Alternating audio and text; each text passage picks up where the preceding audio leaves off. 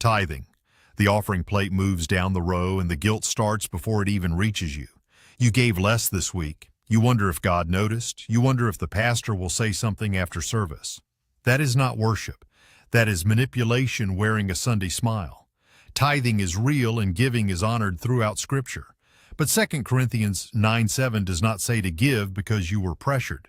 It says each person should give as they have decided in their own heart. Not under compulsion, not out of fear that the blessing gets canceled if you miss a Sunday. The moment a church creates personalized giving boxes, tracks income, and ties your standing in the congregation to your contribution level, something has broken. It stopped being an offering and became a fee. Jesus sat across from the treasury in Mark 12 and watched a widow drop in 2 small coins. He told his disciples she had given more than everyone else combined. He was not reading a ledger. He was reading a heart. These teachers who weaponize Malachi 3 to demand your 10% are not wrong that God honors the generous giver. They are wrong about the mechanism. God blesses surrender, not transactions. That distinction matters more than most churches want to admit. Giving out of fear that your harvest depends on your payment is not faith. It is a works system in disguise. But here is where the story turns. The cross already proved that God gives first. He did not wait for humanity to settle the debt before sending his Son. He gave everything before you gave anything. That is the real model for generosity. Not obligation, gratitude for what has already been done. Giving from that place changes everything about why the plate even matters. Blind obedience. The pastor makes a statement from the pulpit and no one in the room questions it. Not because they tested it against Scripture, because the culture of that church has made questioning feel like rebellion. That is a red flag, and it is a far more common one than people want to say out loud. Acts 5:29 makes no exceptions. It says we must obey God rather than men. That instruction does not bend for charisma, tenure, or title. Spiritual authority is real and Scripture honors leaders who shepherd with integrity. But authority given by God always aligns with the Word of God. When a pastor's opinion becomes the final authority on Scripture, accountability disappears. And wherever accountability disappears, abuse will follow. The Bereans in Acts 17 are one of the most instructive examples in the New Testament. They heard Paul preach. Then they went home and searched the Scriptures to verify what he said. Paul was an apostle who had seen the risen Christ personally. The Bereans still checked, and the text calls them noble for it. That is the standard. Your pastor is not the Holy Spirit. He is a shepherd who answers to the chief shepherd. His authority is derived. It is not absolute. When churches build a culture where questioning a sermon feels like spiritual disloyalty, they have replaced discipleship with control. Jesus had sharp words for leaders who imposed heavy burdens on others while remaining comfortably untouched themselves. He called them whitewashed tombs. If you have been in a church where asking a question about the Word felt dangerous, that weight was not placed there by God. There is grace for every wound a controlling church leaves behind. The Good Shepherd does not break what is already bruised, he binds it. Prosperity gospel. The sermon wraps and the room is electric. Your financial breakthrough is coming. Your season is shifting. Your blessing is on the way. And the cross never came up once in that entire message. That should alarm you.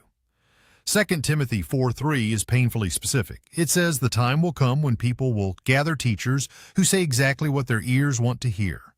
And what itching ears want to hear is that God wants them comfortable, successful, and prosperous. Not crucified with Christ, not picking up a cross daily, not dying to self. God was not against material blessing. Abraham had wealth and Job was restored to double what he lost. Both are true. But Abraham was also called to raise the knife over his own son, and Job went through devastation before the restoration ever came. The prosperity gospel preaches the harvest and quietly skips the plow. It sells the promise and hides the cost. The real gospel does not start with your bank account. It starts at the cross, because the cross is the only place where the actual transaction between God and sin was settled. Luke 9:23 is not a metaphor. Jesus said anyone who follows him must deny himself, take up his cross daily, and follow. That is the discipleship call, not a confession formula for financial favor. But here is the grace inside this. Jesus also said he came to give life abundantly, not abundantly in possessions, abundantly in peace, purpose, and the nearness of God. A believer who walks with God through suffering and faithfulness gains something no prosperity preacher can sell, a faith that holds when everything falls apart. That is a richer inheritance than any seed offering can produce. The altar, the lights come up, the worship team takes its position, and the person walking to the microphone has not been in prayer all week. They have not repented of the argument they had on Saturday night, but they have an incredible voice. So they go on. This matters more than most churches want to say out loud. Leviticus 10 records one of the most sobering moments in the Old Testament. Two priests named Nadab and Abihu brought unauthorized fire before God. They died immediately. Modern readers find that extreme until they understand what the altar actually represents. It is not a performance space. It is the meeting point between a holy God and broken human beings. That threshold demands something.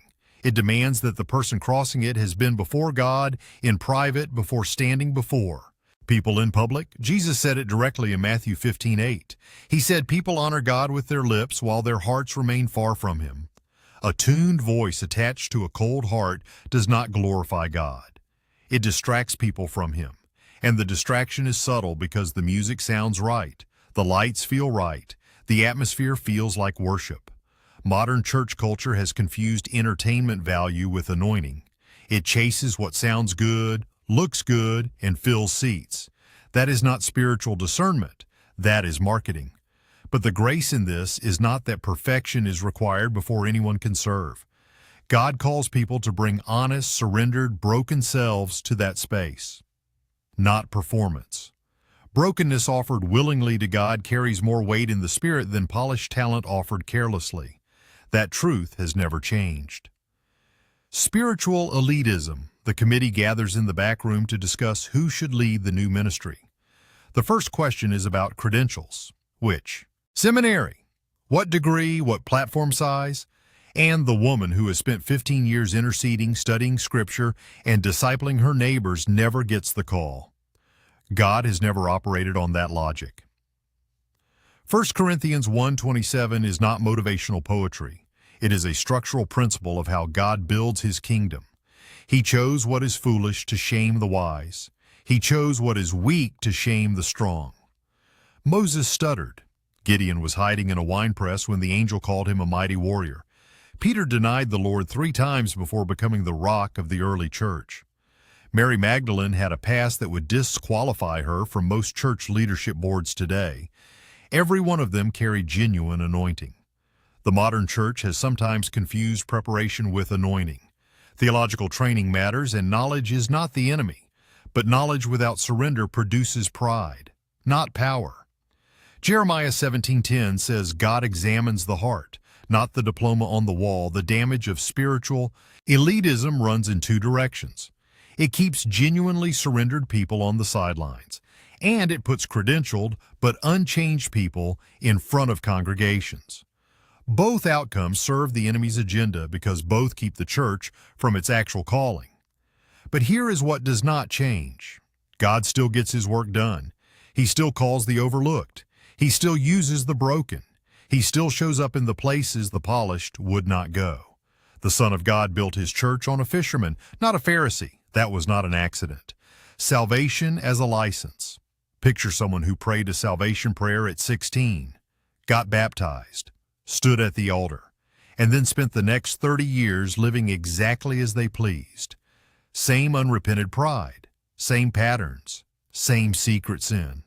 And they feel completely fine because they said the prayer. This is one of the most dangerous ideas circulating in modern Christianity. It takes the most beautiful gift ever given and turns it into a hall pass. Jesus was direct, boast in Matthew 7:21. He said, "Not everyone who calls him Lord will enter the kingdom of heaven, only those who do the will of the Father." That is not a works-based salvation. That is a fruit test. Real salvation produces real transformation. A heart that genuinely encounters the living God does not stay unchanged. James 2:17 does not soften the language. Faith without works is dead. Not wounded, not struggling through a rough season. Dead. Grace is the most real thing in the universe. The cross is the proof. But grace was never designed to remove accountability. It was designed to create it. Because when a believer truly understands what the cross cost, living as though it meant nothing becomes impossible. The parable of the 10 virgins in Matthew 25 carries a weight most skip over. Half of them believed they were ready. Half of them were wrong, and the door closed. But here is the whole truth. The same Jesus who says those words to the unprepared also says, "Come to me, all who are weary." Salvation is a gift you cannot earn. Transformation is the evidence you received it. Both are true at the same time. The empty tomb is proof that what God starts in a person, God has the power to finish, but only in the heart that keeps its lamp burning. Clothing as holiness. She wears the long skirt, hair pinned back, no jewelry, no color. She looks exactly the part, and she has not spoken to her sister in 9 years over a church dispute. This is the problem.